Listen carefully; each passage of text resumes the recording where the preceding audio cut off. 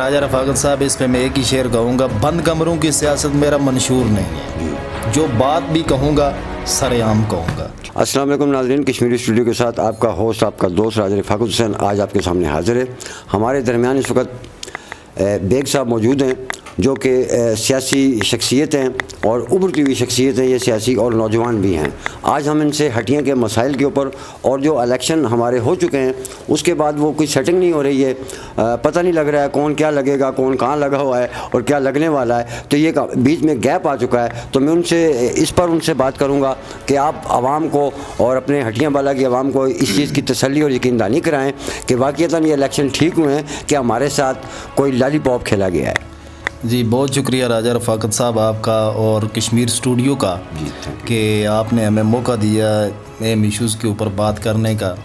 یقیناً میں سب سے پہلے جو حالیہ بلدیاتی انتخابات ہوئے ہیں ان میں جو بھی نئے چہرے سامنے آئے ہیں، مختلف علاقوں سے، مختلف طبقات سے جو ایک نئی لیڈرشپ آئی ہے، میں ان کو ویلکم کرتا ہوں۔ اس کے بعد ضلع ہٹیاں بالا کے اندر جو اس وقت سیاسی سیاسی گیما گیمی ہے، وہ آپ سمجھ سکتے ہیں، جوڑ توڑ کی سیاست ہے، کوئی کدھر جا رہا ہے، نفسا نفسی کا عالم ہے۔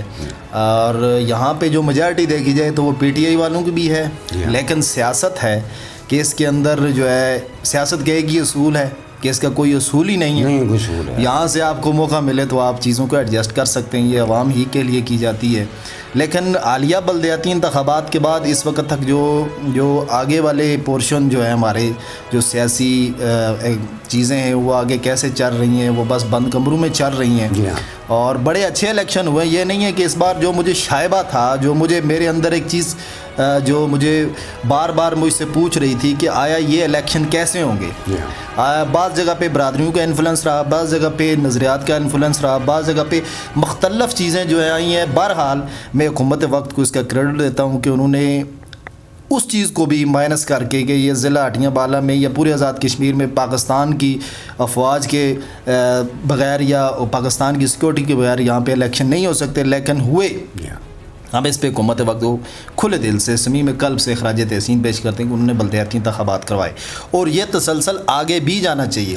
ہٹیاں بالا کا میئر کون بنے گا، ہٹیاں بالا کا ڈسٹرکٹ چیئرمین کون بنے گا، یہ آنے والے وقتوں میں آپ کے سامنے آ جائے گا۔ اس کے اوپر میں ہلکا پھلکا لکھتا بھی رہتا ہوں، میں نے کہا ہے جو بھی بنے گا، البتہ ڈسٹرکٹ چیئرمین جو بنے گا وہ بوزدار نہیں، بوزدار پلس بنے گا۔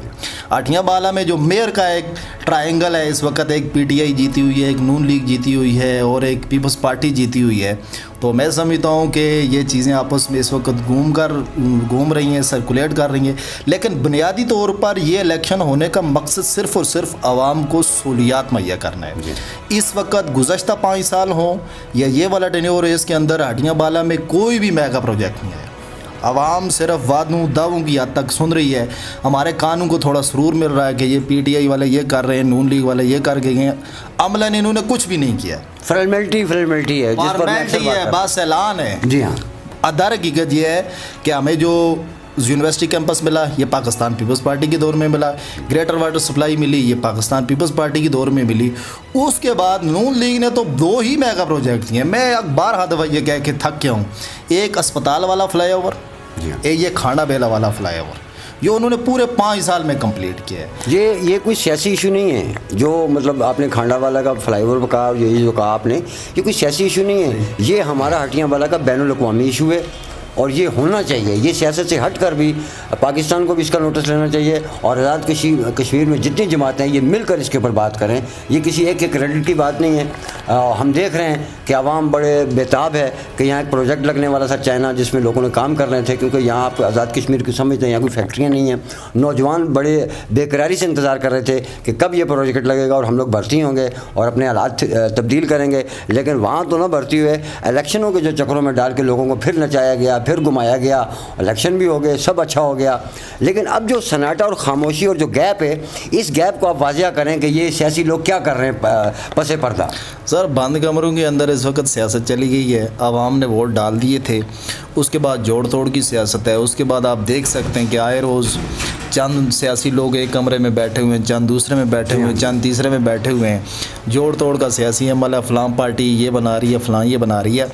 بننے کے بعد یہ لوگ کیا کریں گے، یہ ایک سوال ہے، آیا ان کے پاس کوئی ان کا ذاتی ایجنڈا منشور بھی ہے عوامی خدمت کا، یا صرف آزاد کشمیر میں بلدیاتی انتخابات کو جسٹ انہوں نے چل کیا ہے؟ اگر تو یہ الیکشن کو انہوں نے چل کیا ہے، برادریوں کی یا قوموں کی ٹبروں کی جو پگیں سروں پہ رکھنی ہے، یہ کچھ نہیں کر سکتے. آپ حکومت وقت سے یہی امید کر سکتے ہیں کہ ان کو بااختیار کریں گے، یہ عوامی مسائل ان کی دہلیز پر حل کریں گے. اس کے بعد یہ کیا ہوگا، یہ الیکشن بار بار جب ہوں گے تو نئی لیڈرشپ آئے گی. جی ہاں، یہ جو انجمن پسران کے کوٹے ہیں، یہ جو موروثی سیاست کے لیے ہم لوگ کہتے ہیں، بعض باتیں کرتے ہیں، یہ ان کے اندر بھی کچھ چینجنگ آئی گی. لیکن میرا مسئلہ یہ ہے کہ میرے ضلع ہٹیاں والے میں ٹریفک کا بڑا مسئلہ ہے. جب میں صبح بازار میں داخل ہوتا ہوں، یا مجھے آگے سے رکشہ ٹکرتا ہے یا کوئی انسان ٹکرتا ہے. اس وقت جو ہمارا ہٹیاں والا بازار ہے، یہ پنڈی کا راجہ بازار بنا ہوا ہے. یہاں پہ بائی پاس نہیں ہے، یہاں پہ ہماری یونیورسٹی کی بلڈنگ نہیں ہے، وہ کسی کے گھر میں ہے. یہاں پہ محکمہ تعلیم کا دفتر جو ہے وہ کسی کے گھر میں ہے. یہاں پہ جو پٹوار خانہ ہے وہ کسی کے گھر میں ہے. یہاں پہ جو نادرہ کا آفس ہے وہ کسی کے گھر میں ہے. یہاں پہ کوئی بھی دفتر اپنی جگہ پراپر نہیں بنا ہوا. پراپرلی ہم نے آج تک 2009 سے لے کر 2022 تک ہماری مختلف گورنمنٹس یہاں پہ گزری ہیں.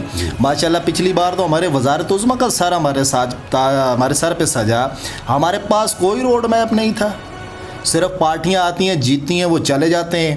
ہمارے حکمرانوں کا بھی یہی المیہ ہے، وہ اقتدار مظفر آباد میں لینا چاہتے ہیں، لانڈری وہ راول پنڈی اسلام آباد میں کرنا چاہتے ہیں، سیر سپاٹا وہ دبئی میں کرنا چاہتے ہیں، اور اس کے بعد علاج انگلینڈ کے اندر کروانا چاہتے ہیں، اور مرنا وہ مکہ معظمہ میں یا مدینہ منورہ میں چاہتے ہیں. قبر پھر یہی ہوتی ہے، قبر پھر انہوں نے مرنا ادھر جاتے ہیں، قبر جن کی جہاں پہ بھی ہو. میرا کہنے کا اس کی مین وجہ کیا ہے کہ وہاں زمین مہنگی ہے، یا یہ اپنے گھر کی قبر میں دفن ہونا پسند کرتے ہیں؟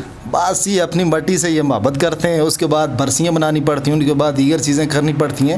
بہرحال عوامی مسائل کوئی حل نہیں ہو رہے. یہاں پہ بے روزگاری عام ہے، یہاں کا عام نوجوان ڈگریاں اٹھائے ہوئے دن بھر پھرتا رہتا ہے، مایوس ہو چکا ہے. یا نہ یہاں پہ یا نہ کوئی انڈسٹریل ایریا ہے، نہ ملازمتوں کا سکوپ ہے، نہ کوئی دیگر چیزیں ہیں.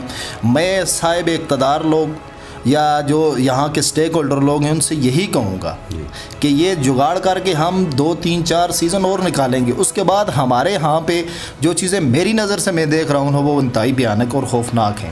ہمارے یہاں پہ میرٹ جو ہیں وہ میرٹ بھی چند لوگوں کے لیے. اٹھیاں میں اقتدار ہمیشہ 5 6 فیملیوں کے لیے ہوتا ہے. جی ہاں بالکل. اس کے ارد گرد باقی سارے ہم جو ہیں آوے جاوے یہ ہو جائے گا وہ ہو جائے گا، کچھ بھی نہیں کر رہے اس وقت. ہمارے حکمران جو ہیں یا ہمارے سابقہ حکمران موجودہ آمدہ آنے والے، ان کے پاس کوئی اس طرح کا مجھے نظر ہی نہیں آتا کہ یہ ہمیں کیا. ہم لوگ بیسیکلی ہم ایکسپائر ہو رہے ہیں چیزوں کے اندر. ہماری چیزیں آج بھی میچ نہیں کر رہی ہیں، کسی بھی ہم کنٹری کے ساتھ ہماری چیزیں میچ نہیں کر رہی. ہمارے پاس ادھر جو ریسورسز ہیں ماشاءاللہ وہ زیادہ ہیں، ان کو یوٹیلائز کا طریقہ ٹھیک نہیں ہے. یہاں پہ چند لوگوں کو جو ہے وہ چیزوں کے اندر ان کی انوالومنٹ ہوتی ہے، خواہ وہ سیاست ہوں. اور چند لوگ ایسے ہیں وہ ہر حکومت کے ساتھ ہوتے ہیں، ان کی کوئی گورنمنٹ نہیں ہے، کوئی نظریہ نہیں ہے، کوئی سسٹم نہیں ہے، ان کے چند دروازے ہوتے ہیں وہ ان سے اندر ہو جاتے ہیں. بہرحال ہٹیاں کے مسائل بہت بڑے ہیں. ان مسائل کو اگر ایڈریس نہ کیا گیا ہے، ان کے اوپر کوئی بات نہ کی گئی، تو ہمارا ضلع صرف برائے نام ضلع ہے. اس کے اندر ہمیں چیزوں کے اندر دیکھنے کی ضرورت ہے. ہمیں بائی پاس کی ضرورت ہے، ہمیں یہاں پہ بائی پاس کی ضرورت ہے. یہ تو آپ نے بالکل ٹھیک کہا. لیکن جو اور ڈیولپمنٹ آپ بتا رہے ہیں، جو اسکولوں کے اسپتالوں کے جن اداروں کے آپ نے نام دیے، یہ واقعتاً کرائے اور محلوں میں یہ لوگ رہ رہے ہیں. پٹوار خانے جس طرح آپ نے دیکھے ہیں، تو یہ حکومت کی مین چیزیں ہوتی ہیں. یہ یہاں پہ حکومت کے پلازے ہوتے ہیں، حکومت کی طرف سے بنے ہوئے ہوتے ہیں، دفترات ہوتے ہیں. تو بجلی والوں نے بھی کسی کے اوپر قبضہ کیا ہے، اسپتال والوں نے کسی پر قبضہ کیا ہوا ہے. یہاں جو مین بلدیہ جو رول پلے کر رہا ہے وہ خود بھی، یعنی اس کے نیچے جو زمین ہے وہ اسپتال کی ہے، اوپر ادارہ بلدیہ کا ہے. تو جو اسپتال کی جگہ ہے وہ واپٹا والوں کی جگہ ہے، اوپر اس کے اتنا بڑا اسپتال بنا ہوا ہے. اور جو مین ایشو چلو بن گیا، لیکن جس کام کے لیے اسپتال بنا ہے، میں نے وہاں آج تک اپنی زندگی میں وہ کام ہوتا ہوا نہیں دیکھا جس کے لیے اسپتال بنا ہے. کوئی بھی ایمرجنسی یہاں سے آتی ہے، اسے فلاپ کر کے بھیجا جاتا ہے مظفر آباد، اس کی راستے میں ڈیتھ ہو جاتی ہے. مظفر آباد والے بھلے وہ آگے اس کو الشفا بھیجیں، پنڈی بھیجیں، وہ الگ چیز ہے. لیکن ہمیں جو گراؤنڈ ریڈی پہ جو ادارہ دیا گیا ہے، نہ ڈاکٹر ہیں یہاں پر، نہ کوئی عملہ ہے یہاں پر. صرف سیل سپاٹے کے لیے ہماری وہاں عورتیں آتی ہیں. ایک فیشن سا وہاں میں دیکھتا ہوں، ایک میلہ سا لگا، گھوم پھر کے لوگ نکل جاتے ہیں. کوئی اس طرح کی عوام کے لیے نہیں ہے.